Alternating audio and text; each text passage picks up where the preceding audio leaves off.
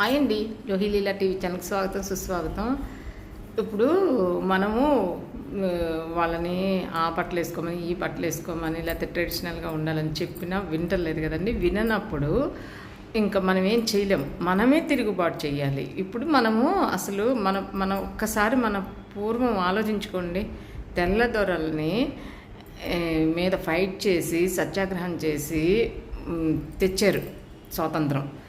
అంత తెల్లదొరల్ని ఎల్లగొట్టిన ఈ ఈ ప్రపంచ దేశంలో అదొక పెద్ద లెక్క కాదు. కాకపోతే ఏంటంటే మీరు నిగ్రహం పాటించాలి. ఈ ఎవరికైనా ఇష్టం లేదనుకోండి, ఎవరి వీడియోస్ అయితే ఇష్టం ఉండట్లేదు, సినిమాలు చూడటం ఇష్టం ఉండట్లేదు, సినిమాలు చూడటం మానేయండి. వల్గర్గా ఉంటే లేదు, వల్గర్గా చేస్తుంటే వీడియోస్ చూడబాకండి. లేదంటే ఇప్పుడు ఒకవేళ వీడియోస్ చేసేవాళ్ళు ఉన్నారనుకోండి వల్గర్గా, అన్సబ్స్క్రైబ్ చేయండి. మంచిగా చేసేవాళ్ళు ఉంటే చూడాలనుకుంటే చూడండి, లేకపోతే అడుగుతూ చూడబాకండి. ఏముందండి, శుభ్రంగా ఆటలాడుకోండి. ఇప్పుడు షటిల్ ఉంది, ఖోఖో ఉంది, లేకపోతే ఇంకేంటండి చిన్నప్పుడు మనం ఎన్ని ఆటలు ఆడేవాళ్ళమండి. ఇప్పుడు ఎవరన్నా ఆడుతున్నామా? మామూలుగా ఇప్పుడు పెద్దోళ్ళమైనాకైనా కూడా వాలీబాల్, షటిల్, మళ్ళీ కబడ్డీ అవన్నీ ఆడేవాళ్ళము. అలాంటిది ఇప్పుడు ఏంటంటే ఫోన్ ఒకటి ముందేసుకొని కూర్చొని ఆ ఫోన్లో ఎన్ని వచ్చే అంత చెత్త చూడటం అలవాటు చేసుకొని మన ఆరోగ్యాన్ని పాడు చేసుకుంటున్నాం, మన ఆలోచనల్ని పాడు చేసుకుంటున్నాం.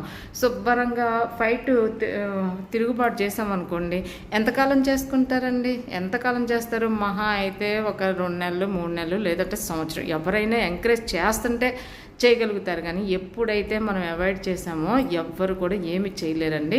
అది ఆ విగ్రహం మనమే పాటించుకోవాలి. ఎందుకంటే ఈ స్వతంత్ర భారతదేశంలో రాజ్యాంగంలో కూడా రాశారు, ఎవరికి ఇష్టమైనట్టుగా వాళ్ళు బతకచ్చు అన్నప్పుడు. మీరు ఎంత చెప్పినా, మనం ఎంత ముత్తుకున్నా, ఎంత డిబేట్లు పెట్టుకున్నా ఊరికినా ఈ వ్యూస్ కోసమో లేకపోతే మాట్లాడటం కోసమో తప్పితే దానివల్ల ఏమి ఉపయోగం కూడా రాదండి. అంటే కొద్ది గొప్ప కొందరిలో మార్పు వస్తుందేమో, నేను కాదంటలేదు, కానీ ఎక్కువ శాతము మన చేతుల్లోనే ఉంది.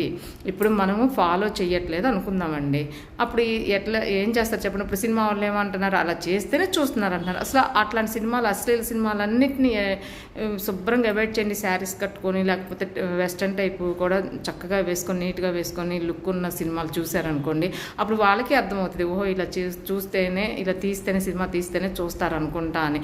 అప్పుడు మనకేమి వాళ్ళకే అర్థమవుతుంది, మనం ఏం చెప్పక్కర్లేదు ఆటోమేటిక్గా. కాబట్టి కాల్ ఫర్ ఓజీ టైప్లో పవన్ కళ్యాణ్ కనుక సినిమా వచ్చినప్పుడు కాల్ ఫర్ ఓజీ అని చెప్పి పెట్టారు కదండి. అలాగే కాల్ ఫర్ వస్త్రధారణ, నిండుదనం వచ్చే వస్త్రధారణ అంటే కాల్ ఫర్, నాకు గుర్తు రావట్లేదండి, ట్రెడిషనల్, కాల్ ఫర్